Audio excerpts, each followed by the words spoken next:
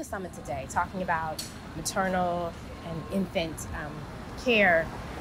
What is it that you want from Congress to do? What is the pushback? Why can't we get things through? And I know you've worked on a number of legislative policies, but what are the wins that we need to see? Yeah, I mean, as I was talking earlier, we need to see the omnibus legislation passed. I think it's incredibly important for us to invest in things like the child tax credit. We know that it reduced child poverty by 40%. There are these no-brainer policies that make such a difference to moms and children and families in general, and then have a residual, positive effect on the whole community and our country. The problem is, we have a divided Congress. And I think it is our job to continue to talk about these issues, to continue to talk about why we need to address these issues, to continue to make the case on why they are needed. And I think we will get there one day. Lastly, I want to talk about how did you learn to begin to advocate for yourself, your journey here, and how you have risen. There's so much involved in that, right? How did you learn how to advocate, and what is the advice you can feel for women who are just like, I don't know what to do?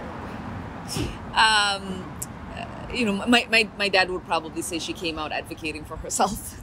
You were one of those. Okay. I was one of those people, but I think it's the responsibility, I think, of everyone to try to sanitize a lot of these issues, to talk about the personal challenges, to share with people so that they can see themselves in that challenge and learn, right? I'm not alone. I think oftentimes many of the things that we struggle with that isolate us are things that so many other people are also struggling with. Absolutely. And, having people be open about their challenges creates a space where people can talk about the opportunities that are out there. When you tell someone, I have been struggling in getting pregnant, right? You will find someone to say, oh, try A, B, and C, right? I know such and such. But if you never talk to anyone or never say anything, then you just think you're the only one that has ever gone through that. And I learned that when I had my miscarriage, and that's why I so publicly talk about it, because to me, I felt like I was alone. Right. And it took some time to say, no, this is something that happens. Right. And I am going to talk about it because I'm sure there's someone else that also thinks this is something that's only happening to them, or that they're experiencing this, grief and loss.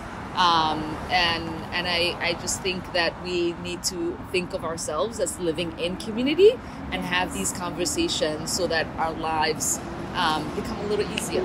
Thank you so much for the work that you've been doing and advocating and standing up to those who constantly come at you.